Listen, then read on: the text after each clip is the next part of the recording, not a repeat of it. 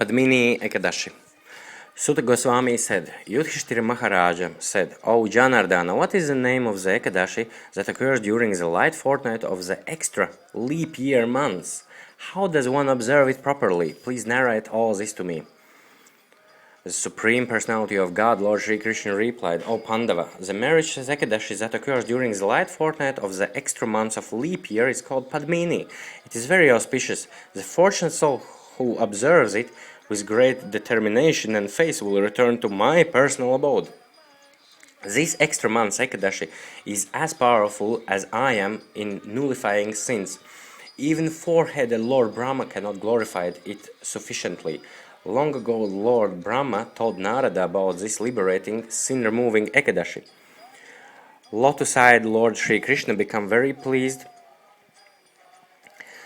by the inquiry of Yudhishthira and spoke to him the following pleasing words. O king, please listen carefully as I narrate to you the process of fasting on Padminī Ekādaśī, which is rarely done even by great sages.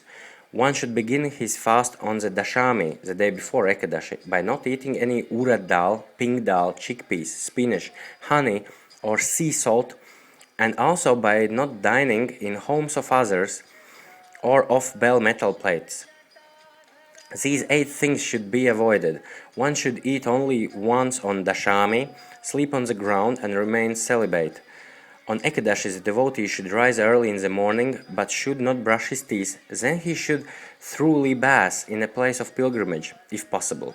While chanting sacred hymns from the Vedas, he should smear his body with cow dung mixed with clay, sesame seed paste, kusha grass, and the powder of amalaki fruits. Then the devotee should take another thorough bath, after which he should chant the following prayers. O sacred clay, you have been created by Lord Brahmā, purified by Kashyapa Muni, and lifted by Lord Krishna in his form of Varaha, the boar incarnation. O clay, please purify my head, eyes, and other limbs. O clay, I offer my obeisances unto you. Kindly purify me so I may worship the Supreme Lord Sri Hari. O cow dung, you possess medicinal and antiseptic qualities because you have come directly from the stomach of our universal mother, the cow. You can purify the entire planet Earth. Please accept my humble obeisances and purify me. O Amalaki fruits, please accept my humble obeisances. You have taken your birth from the saliva of Lord Brahmā, and thus by your very presence the entire planet is purifying. Kindly cleanse and purify my body limbs. O Supreme Lord Vishnu, O God of gods, O Master of the universe, O holder of the conch, disc, club, and lotus, please allow me to bath in all the holy places of pilgrimage. Reciting these excellent prayers, chanting mantras to the Lord Varuna, and meditating on all the places of pilgrimage located on the banks of Ganges, one should bath in the whatever body of water is at hand. Then, O Yudhishthira, the devotee should rub his body, thus purifying his mouth, back, chest, arms, and waist as prelude to worshipping the Supreme Lord, who wears brilliant yellow garments and gives pleasures to all creatures. By so doing, the devotee will destroy all his sins. Afterwards, he should chant the sacred Gayatri mantra, offer oblations to his forefathers, and then enter a Vishnu temple to worship Lord Narayana, the husband of the goddess of fortune, Lakshmi Devi. If possible, the devotee should then fashion murtis of Sri Radha and Krishna, or Shiva and Parvati, out of gold and offer them nice devotional worship.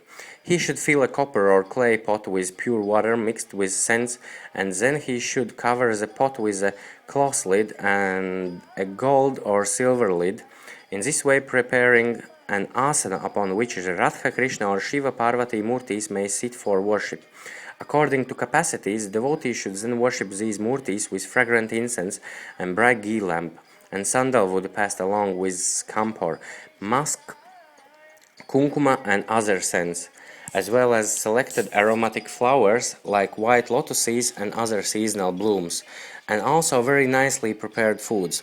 On this special Ekadashi, the devotees should dance and sing ecstatically before the deity. He should avoid prajalpa, like talking unnecessarily of ordinary, mundane, conventional topics at all costs, and should not talk to or touch low-born persons or a woman in her menstrual period or others so observed. On this day he should be especially careful to speak the truth and certainly not criticize anyone before the deity of Lord Vishnu, the Brahmanas, or the spiritual master. Rather, with other devotees he should be observed in listening to Vaishnavas read the glories of Lord Sri Vishnu from the Puranas. One should not drink or even touch water to his lips on this Ekadashi, and one who is unable to perform this austerity should drink only water or milk, otherwise the fast is considered broken. One should remain awake that Ekadashi night, singing and playing musical instruments for the transcendental pleasures of the Supreme Person. During the first quarter of the Ekadashi night, the devotee should offer some coconut meat to his worshipable murti. During the second part, he should offer shooting bell fruit. During the third part, of an orange, and as the night draws to a close, some betel nut.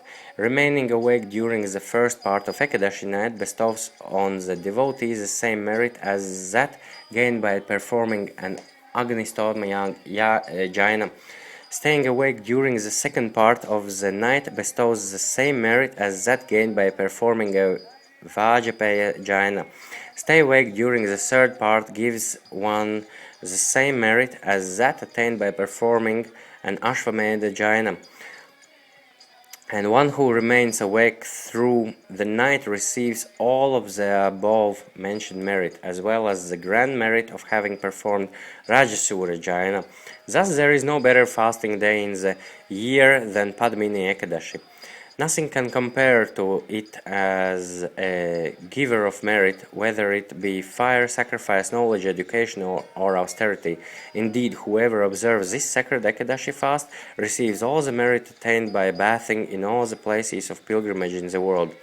After remaining awake through the night, the devotee should bath at sunrise and then worship me nicely. He should then feed a qualified Brahmana and respectfully give him the murti of Lord Keshava and the pot filled with pure scented water. This gift will guarantee the devotee's success in this life and liberation in the hereafter. O sinless Yudhishthira, as you have requested, I have described the rules and regulations as well as the benefits regarding the Ekadashi that occurs during the light fortnight of an extra leap year month. Fasting on this Padmini day bestows merit equal to that gained by fasting on all other Ekadashis.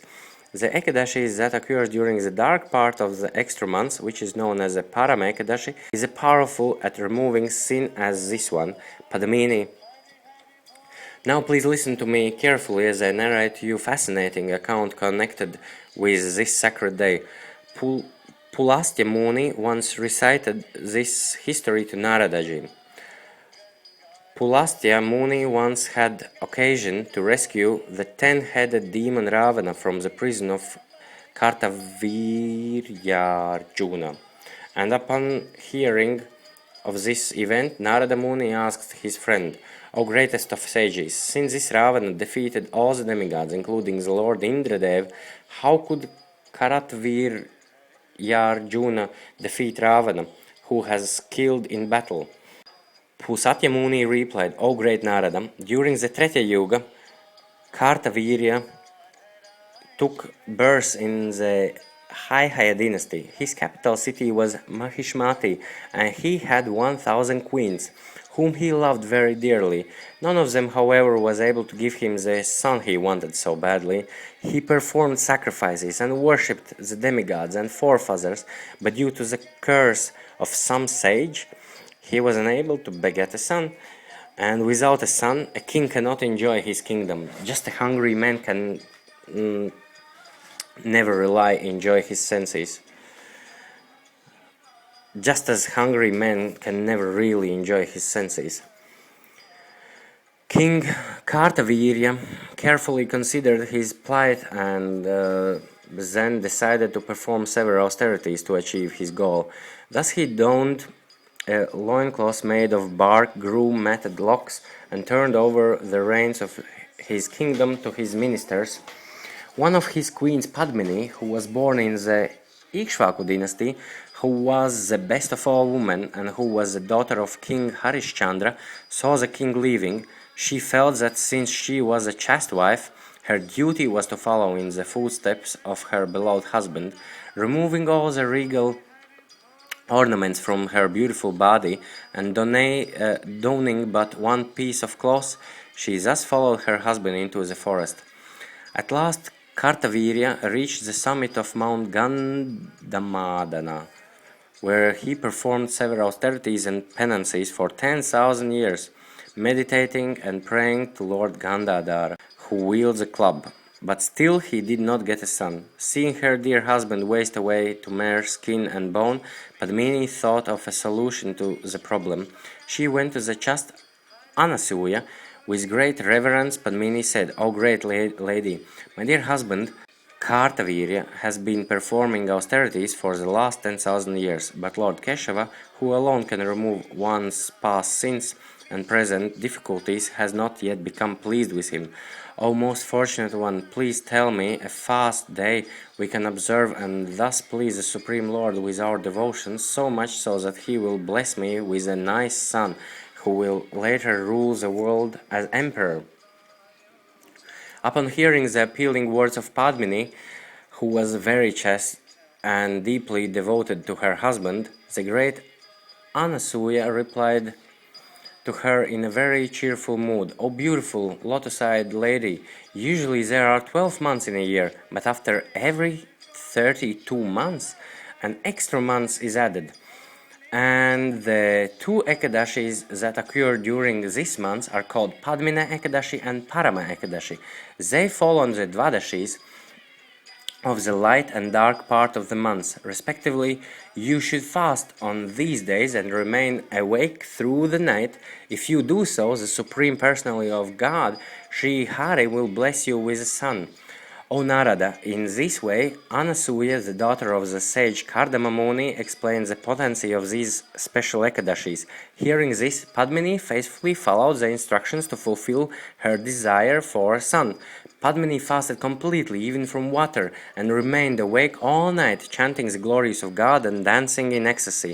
Lord Keshava thus became most pleased with her devotion and appeared before her, riding on the back of the great Garuda. The Lord said, "O beautiful one, you have greatly pleased me by fasting on the special Ekadashi of the extra month. Please ask me for a benediction." Hearing these sublime words from the overseer of the entire universe, Padmini offered the Supreme Lord devotional prayers and asked him for the boon her husband desired. Lord Krishna was moved to reply, "O gently lady, I am very happy with you, for there is no month dearer to me than this, and the Ekadashis that occur during this month are the most dear to me of all Ekadashis. You have followed my devotee Anasuya instructions perfectly, and therefore I shall do what will please you. You and your husband will have the desired son that you wish." The Lord, who removes the distress of the world, then spoke to King Kartavirya, "O king, please ask of me any boon that will fulfill your heart's desire, for your dear wife has pleased me greatly with her devotional fasting." The king was very happy to hear this. Naturally, he asked for the son he had desired for so long. "O master of the universe, O killer of Mahudemon, kindly grant me a son who will never be conquered by the demigods, human beings, snakes, demons, and hobgoblins, but whom only you can defeat." The Supreme Lord immediately replied, "So be it," and disappeared. The king became so very pleased with his wife and returned to his palace in her company. Padmini soon became pregnant, and the mighty armed Kartavirya Juna appeared as her son. He was the mightiest person in all the three worlds, and thus even the 10-headed Ravana could not defeat him in battle, except for Lord Narayana, who holds a club, a disc, and other symbols in his hands. No one could overcome him. By the merits that resulted from his mother's strict and faithful observance of Padminī Ekādaśī, he could defeat even the dreaded Ravana. This is not at all surprising, O Nāradaji, for Kartaviryaarjuna was the fulfillment of the benediction of the Supreme Personality of God. With these words, Pusatya Muni departed. The Supreme Lord Śrī Kṛṣṇa concluded, O sinlet Yudhishthira, as you have inquired from me, I have explained to you the power of this special Ekadashi. O best of kings, whoever observes this fast will surely attain my personal abode. And similarly, if you want all your desires fulfilled, you should do likewise. Hearing these words from the mouth of his beloved Keshava, Dharmaraja, Yudhishthira became filled with joy, and when the time came, he faithfully observed Padminī Ekādaśī. Sutta Goswami concluded, O sage Shaunaka, I have explained to you all about this meritorious Ekadashi. Anyone who devotedly fasts on the Ekadashis that occur during the extra leap year months, carefully following all the rules, becomes glorious and happily goes back to God. And one who merely hears or reads about these Ekadashi will also obtain great merit and ultimately enter the abode of Lord Sri Hari. Thus ends the Vrijavasi narration of the glories of Padminī Ekādaśī, the Ekadashi that occurs during the light fortnight of the extra leap year months from the Skanda Purana.